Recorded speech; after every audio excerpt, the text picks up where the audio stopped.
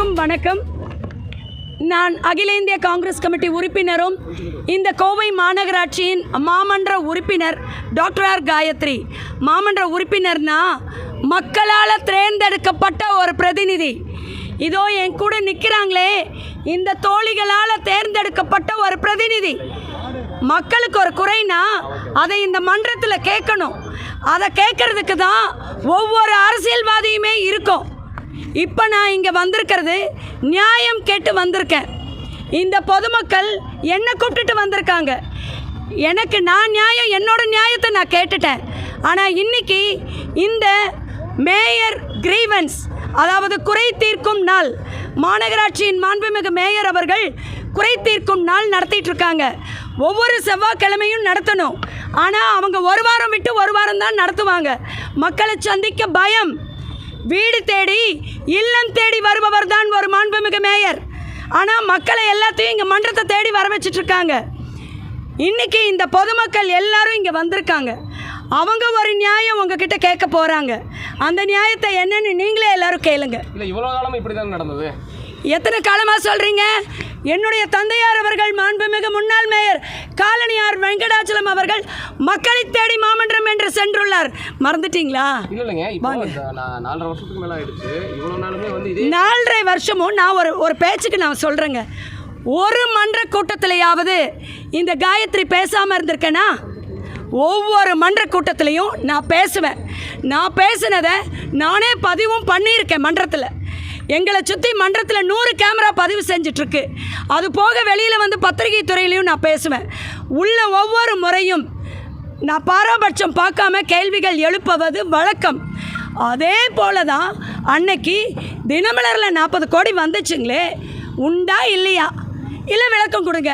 இல்லை தினமலரில் தவறான செய்தியாக போட்டுட்டாங்களா? அதை நீங்கள் எல்லோரும் முன்னாடி சொல்லுங்கள். நாங்கள் பிரதிநிதிகள், மேயர் வேணால் வராமல் இருக்கலாம் வீதிக்கு. நாங்கள்லாம் வீதி வீதியாக போய் டிச் அடித்து குப்பை அடித்து பெருச்சாளி செத்ததை அள்ளிட்டு அப்படி சுற்றிட்டுருக்கோம். அப்படி நாங்கள் போகும்போது பொதுமக்கள் என்ன நினைப்பாங்க? 40 கோடி ஊழல் நடந்திருக்கு, எல்லாத்துக்கும் பங்கு இருந்திருக்கும். இது மனிதனுடைய இயல்பு. அப்படி ஒரு கேள்வி வந்துடக்கூடாது. எல்லா 100 மாமன்ற உறுப்பினருக்கும் சேர்த்து தான் நான் கேட்டேன் அன்றைக்கி. Sir, yes or no or we need ஒரு ஒரு ஒரு ஒரு விசாரணை கமிட்டி, அவ்வளோதான். அதுக்கு பதிலாக அங்கே இருக்கிற கவுன்சிலர்ஸ் எல்லாம் இத்தனைக்கும் லேடிஸு. மேயர் லேடி தான். என் சீலை பிடிச்சி இழுக்கணும்னு என்ன அவசியம் இருக்குங்க? அங்கே என்ன நடக்குது? என் சீலை பிடிச்சி இழுத்தது மட்டும் இல்லாமல் என்னை 2 கூட்டத்துக்கு சஸ்பெண்ட் பண்ணியிருக்காங்க. நான் என்ன தப்பு பண்ணேன்னு சொல்லுங்கள். நியாயத்தை பத்திரிக்கைக்காரங்களே சொல்லுங்கள்.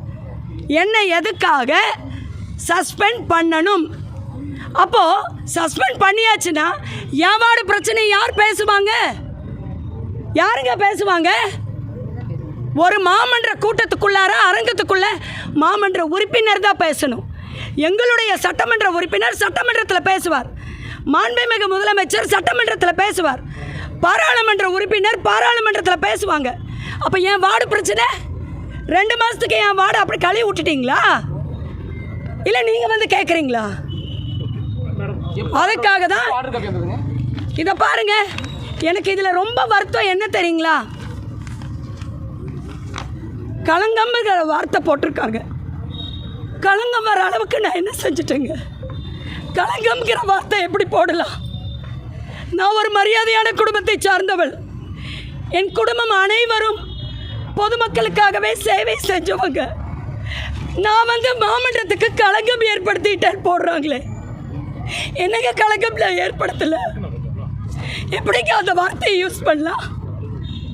காயத்ரியே உங்களுக்கு அரசியல் ரீதியாக பிடிக்கல. மாநகராட்சிக்குரிய மரியாதைக்குரிய ஆணையாளர் அவர்கள் வந்து என்கிட்ட ஃபோனில் அவர், மேடம் உங்களுக்கு நடந்தது தவறு தான், நான் மாண்புமிகு மேயர்கிட்ட இப்படி பண்ணாதீங்கன்னு நான் சொன்னேன். அவங்கள சஸ்பெண்ட் பண்ணுறதுக்கு எந்த நியாயமும் இல்லைன்னு சொன்னாங்க.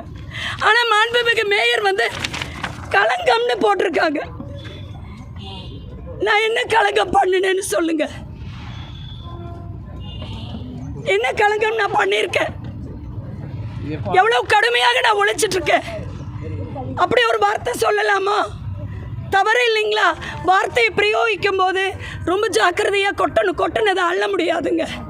நான் ஒரு பொண்ணு இல்லை, எனக்கு குழந்தைங்க இருக்குது. இதோ என்னுடைய குடும்பங்கள் இங்கே நிற்கிறாங்க. நீங்கள் சொல்லியிருக்கிற அந்த களங்கங்கிற வார்த்தைக்கு அர்த்தம் கேட்க தான் என் கூட வந்திருக்காங்க.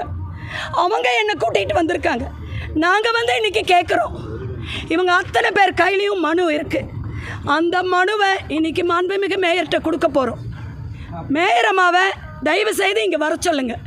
என் பொதுமக்கள் சந்திக்கணும். என்ன பண்ண போகிறீங்க? அவங்க சொல்லுவாங்க. நாங்கள் எல்லாரும் ஓட்டு போட்டு செலக்ட் பண்ணவங்க தான் இவங்க காயத்ரி அவங்க. ஏன்னா அவங்க எங்களுக்கு இத்தனை வருஷமாக எல்லாம் நல்லது தான் பண்ணிகிட்ருக்காங்க. நாங்கள் எது சொன்னாலும் உடனே பண்ணுறாங்க. ஆனால் எங்கள் சார்பில் அவங்க மாமன்றத்தில் பேசியிருக்காங்க. அவங்க ஒரு பொண்ணுங்கிற ஒரு இதில் எல்லா ஜென்ஸுக்குமே அவங்கவுங்க வீட்டில் அக்கா தங்கச்சி அம்மா அக்கா எல்லாருமே இருக்காங்க. அப்போ அது ஒரு மன்றத்தில் அந்த மாதிரி ஒரு இது பண்ணும்போது எல்லாருக்குமே அது சங்கடமாக தான் இருக்குது. அது தவறு தான். அந்த தவறுக்கு அது ஏற்று அவங்க இது பண்ணணும். ஆனால் இந்த மாதிரி சஸ்பெண்ட் பண்ணியிருக்கக்கூடாது. ஏன்னா அந்த 2 மாதம் சஸ்பெண்டுங்கிறது எவ்வளவோ எங்கள் இதில் இருக்குது ஏரியாவில். ஒரு ரோடு இல்லை, 2 ரோடு இல்லை, எல்லா சாலைகளுக்கும் அவங்க எல்லாமே பண்ணிகிட்ருக்காங்க. இப்போ இந்த 2 மாதத்தில் எங்களுக்கு எவ்வளவோ இது ட்ராபேக் ஆயிடுச்சு. அவங்க வராமல் நீங்கள் பண்ணுங்கள் நாங்கள் சொல்கிறோம் அப்படின்னோம். இல்லை நீங்கள் எல்லாரும் சேர்ந்து இது பண்ணுங்கன்னு. ஆனால் எங்களால் தேர்ந்தெடுக்கப்பட்டவங்க தான் அவங்க. நாங்கள் எங்கள் எங்களுதுன்னு சொல்லலை, நம்ம வரி பணத்தில் தான் நம்ம எல்லாருமே இது பண்ணுறோம். ஆனால் அது அந்த மாதிரி செஞ்சுருக்கக்கூடாது. அது தவறு தான். இருந்தாலும் எங்களுக்கு அதை அவங்க இது பண்ணி அவங்கள உடனடியாக அவங்கள மன்றத்தில் இது பண்ணி எங்களுக்கு உண்டான இது சஸ்பெண்ட் ஆர்டரை நாங்கள் தப்பு இது பண்ணவங்களுக்கு இது ரத்து பண்ணி அவங்களுக்கு எங்களுக்கு செய்ய சொல்லி நாங்கள் இதன் மூலமாக எங்கள் சார்பில் பொதுமக்கள் சார்பில் நாங்கள் கேட்டுக்கிறோம். இது பிரபாவதி. ஓகே என்னங்க, இப்போ நாங்கள் அந்த மனுவை மேயர்கிட்ட கொடுக்க போகிறோம். கொடுத்து எங்களுக்கு அதை ரத்து பண்ணி எங்களுக்கு திருப்பி அவங்க எங்களுக்கு எல்லா சேவையும் செய்யணும். அதன் மூலியமாக நாங்கள் எல்லாருமே செய்கிறோம். வேறு சொல்லுங்கள். எத்தனையோ கார்ப்பரேஷனில் அவங்க கூப்பிட்டா யாரும் வரல. கடைசியில் அந்த அம்மாவுக்கு தான் சொன்னேன். அவங்க ஆள் அனுப்புனாங்க, க்ளீன் பண்ணாங்க. அது எவ்வளோ பெரிய பக்க விளைவுகள் இருக்குது. அந்த அம்மாவை தான் எல்லாம் சேர்ந்து கலங்கப்படுத்தியிருக்காங்க. அந்த அம்மா கலங்கமாக பேசலை. அதனால் தயவு செய்து கலங்கம்ன்ற வார்த்தைக்கே இதெல்லாம் ஆட்சேபனை பண்ணி அவங்களுக்கான இதை நியாயத்துக்கு ஒரு தீர்ப்பு அளிக்கணும். அதுக்கு தான் நாங்கள் எல்லோரும் சேர்ந்து வந்திருக்கோம். வணக்கம்.